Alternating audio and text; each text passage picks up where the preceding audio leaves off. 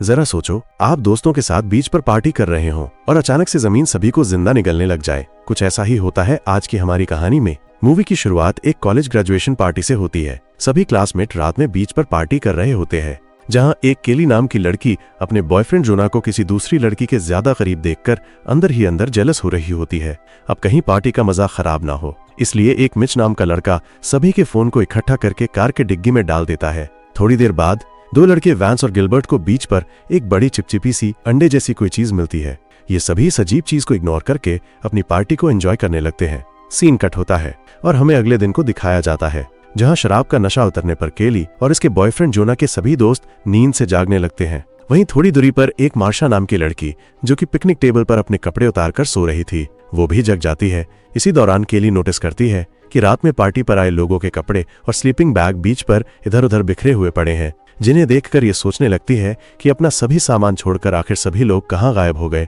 बीच पर इतनी उथल पुथल देखकर केली को कुछ गड़बड़ का एहसास होता है। अब इससे पहले कि केली को कुछ समझ आता, इसका ध्यान एक सीगल पक्षी पर चला जाता है, जहां चौंकाने वाली बात यह होती है कि यह पक्षी अचानक से रेत में फंसने लग जाता है और केली के देखते ही देखते इस सीगल पक्षी को ये बीच की रेत कुछ ही सेकंड में पूरी तरह निगल जाती है। ये नजारा देखकर तो केली को पूरा विश्वास हो जाता है कि पक्का रेत के नीचे कोई तो खतरनाक चीज छिपी हुई है। केली फौरन अपने दोस्तों को चेतावनी देती है कि कोई भी भूलकर रेत पर मत चलना, लेकिन केली के बोलते बोलते ही मार्शा, जो अभी भी नींद में थी, अपने पैरों को रेत पर रख देती है, जिससे कि तुरंत इसके पैर रेत में फंस जाते हैं। ये बेतहाशा खुद को छुड़ाने की कोशिश करती है, लेकिन इसकी सभी कोशिश नाकाम रहती है। जल्द ही इसका पूरा शरीर रेत के अंदर समा जाता है। वहीं सभी की चेतावनियों को अनदेखा करते हुए वैंस मार्शा को बचाने के लिए रेत पर उतर जाता है, लेकिन कुछ ही कदम चलते ही ये भी रेत में फंस जाता है। रेत के नीचे छिपा अनजान मॉन्स्टर इसका आधा चेहरा फाड़कर इसे भी रेत के नीचे खींच लेता है। इतना भयानक नजारा देखकर इन सभी के होश उड़ जाते हैं। ये सभी बहस करने लगते हैं कि आखिर रेत लोगों की जान कैसे ले सकता है।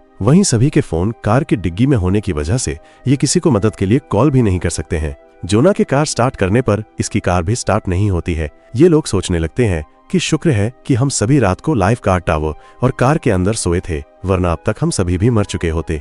इसी दौरान केली ये जानने की कोशिश करती है कि आखिर रेत के नीचे क्या छिपा है। ये सावधानी से अपने हाथ को रेत के पास ले जाती है, जहां केली और मीच देखते हैं कि हाथ को खाने के लिए तुरंत कई पारदर्शी टेंटिकल रेत से बाहर निकल रहे हैं। यही नहीं, ये टेंटिकल केली के हाथ की हर हरकत को फॉलो भी कर रहे हैं। इसी बीच शराब का नशा उतरने पर गिलबर्ट की भी आंख खुल जाती है, जिसको कि इसके दोस्तों ने पिछली रात मजाक मजाक में कूड़ेदान में फंसा दिया था। परंतु गौर करने वाली बात यह होती है कि इसके दोस्तों के द्वारा किए मजाक की वजह से गिलबर्ट अभी जिंदा बचा होता है। ये अपने दोस्तों को गालियां देता हुआ बाहर निकलने की कोशिश करता है, लेकिन मोटा होने की वजह से ये इस कूड़ेदान में बुरी तरह फंस चुका होता है। मिच सभी को चिल्लाकर समझाता है कि दोस्तों, हम रेत से जितना दूर रहेंगे उतना हम सुरक्षित रहेंगे। लेकिन वक्त गुजरने के साथ इन सभी का हौसला टूटने लगता है। केली सोचने लगती है कि कल रात तो हम सब इस रेत पर खेल रहे थे, तब तो किसी को कुछ नहीं हुआ, तो अचानक से ये रेत का मॉन्स्टर कहां से आ गया और बीच पर आए बाकी सभी लोग कहां गए? क्या ये रेत का मॉन्स्टर सबको खा गया? ये बातें सोच सोच कर सभी दोस्त और भी ज्यादा डरने लगते हैं। वहीं इन सब में सबसे बुरी हालत तो गिलबर्ट की हो रही होती है, क्योंकि ये बेचारा दर्दनाक तरीके से कूड़ेदान में फंसा होता है। तेज धूप की वजह से गिलबर्ट की स्किन जलने लग जाती है, जिससे कि ये गुस्से में पागलों की तरह कूड़ेदान को हिलाने लगता है। अब गिलबर्ट की तकलीफ कम करने के लिए जोना इसके पास सनस्क्रीन फेंकता है, जिससे आखिर गिलबर्ट को कुछ देर के लिए धूप से राहत मिल जाती है। उसी समय केली सभी को बीच पर एक अजीब सी चीज दिखाती है। दरअसल ये अजीब सी चीज वही थी जो कि पिछली रात वैंस और गिलबर्ट को मिली थी। इस चीज को टूटा हुआ पाकर ये सभी समझ जाते हैं कि वास्तव में ये एक अंडा था और रेत के नीचे का मॉन्स्टर इसी में से निकला है। अब ये मॉन्स्टर रेत के नीचे कितनी दूर तक फैला हुआ है, जानने के लिए केली बीच पर एक सॉसेज फेंक कर देखती है, जिससे कि ये मॉन्स्टर फौरन खा जाता है। ये एक एक करके कई सॉसेज को अलग अलग डायरेक्शन में फेंकती है, जिससे आखिरकार इन्हें ये पता लग जाता है कि मॉन्स्टर की पहुंच कहां तक है। अगर ये किसी तरह उस जगह तक पहुंच पाते हैं तो ये सब यहाँ से भाग सकते हैं, लेकिन सिर्फ दिक्कत ये होती है वो जगह इन सब से काफी दूर थी। उसी समय जोना को एक आइडिया आता है। ये रेत को पार करने के लिए अपनी कार में रखे दो सर्फबोर्ड को नीचे रख देता है, परंतु जैसे ही ये दूसरे बोर्ड पर पैर रखकर टेबल पर चढ़ने की कोशिश करता है कि तभी अचानक से ये सर्फबोर्ड पीछे की तरफ खिसक जाता है, जिससे जोना के पेट पर फौरन रेत का मॉन्स्टर हमला कर देता है। अब जोना किसी तरह खुद को संभालकर टेबल पर चढ़ तो जाता है, लेकिन तब तक मॉन्स्टर के टेंटिकल्स जोना के पेट में जहर फैला चुके होते हैं। वहीं टेबल पर जोना अपनी दोस्त मार्शा का बैग देखता है। उस बैग में से अचानक एक केला रेत पर गिर जाता है, जिसे कि जोना बिना कुछ सोचे समझे रेत से उठा लेता है। परंतु ये तभी नोटिस करता है कि उसने रेत से केले को उठा लिया और मॉन्स्टर ने तो उस पर हमला किया ही नहीं, जिससे ये उस केले को हाथ में लेके बीच पर पड़ी कैंपफायर की राख की तरफ ले जाता है, जहां ये देखता है कि मॉन्स्टर के टेंटिकल्स राख के पास नहीं आ रहे हैं, जिससे इसे पता चल जाता है कि मॉन्स्टर आग से डरता है। अब इसे आजमाने के लिए जोना सीधे राख पर कूद जाता है, जहां इसका अंदाजा बिल्कुल सही साबित होता है।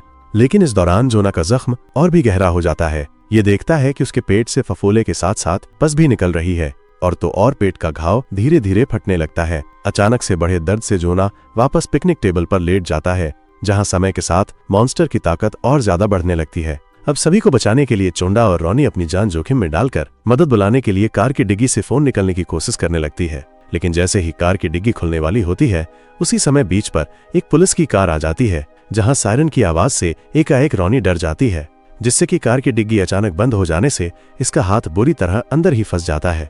दूसरी तरफ बाकी सब लोग चिल्लाकर पुलिस ऑफिसर को कहने लगते हैं कि भूल के भी कार से नीचे रेत पर मत उतरना, रेत के नीचे जानलेवा मॉन्स्टर छुपा हुआ है। परंतु वहीं ऑफिसर एलेक्स को तो ये लगने लगता है कि ये सभी ड्रग्स के नशे में कुछ भी बोल रहे हैं, जिससे ये फौरन कार से नीचे उतर जाता है। सभी को लगने लगता है कि अब तो पुलिस ऑफिसर मारा जाएगा, लेकिन वहीं दूसरी तरफ पुलिस ऑफिसर को तो कुछ भी नहीं होता है। अब ऐसा इसलिए होता है क्योंकि पुलिस ऑफिसर ने बूट्स पहने हुए थे। मॉन्स्टर के टेंटिकल्स का ऑफिसर की स्किन से सीधा कांटेक्ट न होने की वजह से मॉन्स्टर इसे कुछ नहीं कर पाता है। ऑफिसर एलेक्स सबसे पहले जोना के पास जाता है, जहां इसके पेट के जख्म को देखकर ये सोचता है कि शायद इसे कोई गुप्त रोग हो गया है। इसके बाद ये कूड़ेदान में फंसे गिलबर्ट को निकालने की कोशिश करता है, लेकिन इसकी गिलबर्ट को निकालने की सभी कोशिश नाकाम रहती है। वहीं आखिर में ये लाइफ गार्ड टॉवर की तरफ जाकर मिच और केली को नीचे आने को कहता है, परंतु ये दोनों डर के मारे नीचे आने से मना कर देते हैं। इसी दौरान बातों ही बातों में ऑफिसर से उसकी एक चाबी नीचे रेत पर गिर जाती है, लेकिन जैसे ही ये झुककर चाबी को रेत से उठाने लगता है, अचानक एकदम से मॉन्स्टर के टेंटिकल्स इसके हाथों को पकड़ लेते हैं, जहां घबराकर एलेक्स टेंटिकल्स पर पेपर स्प्रे को छिड़क देता है, जिससे मॉन्स्टर के टेंटिकल्स पीछे हट जाते हैं। परंतु इतनी सी देर में ये मॉन्स्टर ऑफिसर के आधे हाथ को खा जाता है। ये सब सोचने लगते हैं कि शायद ऑफिसर एलेक्स बच गया, लेकिन नहीं। ऑफिसर के हाथ से टपकते खून से अट्रैक्ट होकर मॉन्स्टर इसे तुरंत रेत में खींचकर मार डालता है। इसके बाद मिच एक नया प्लान बनाता है। ये केली को कहता है कि वो अपने पैरों पर तौलिए को लपेटकर रेत पर चलने की कोशिश करेगा, जिसके लिए चोंडा मिच की तरफ एक तौलिए को फेंकती है, परंतु मिच की बुरी किस्मत ये तौलिए को पकड़ने के चक्कर में लड़खड़ाकर रेत पर गिर जाता है, जिस कारण बेचारा मिच काफी बुरी तरह मारा जाता है। मिच की इतनी खतरनाक मौत सबको हिलाकर रख देती है, लेकिन दोस्तों ये समय गम मनाने का नहीं था, इसलिए केली चोंडा की मदद से कार पर पहुंचकर रॉनी के हाथ को कार की डिग्गी से निकाल देती है। इसके बाद ये गिलबर्ट को कूड़ेदान से निकालने के लिए उसे कहती है कि तुम खुद को थोड़ा थोड़ा घुमाने की कोशिश करो। केली के कहने पर गिलबर्ट इतनी तकलीफ में भी कोशिश करता है। उसी बीच चोंडा और केली टूटी रेलिंग को रेत पर फैलाकर दर्द से बेहाल पड़े जोना के पास पहुंच जाती हैं।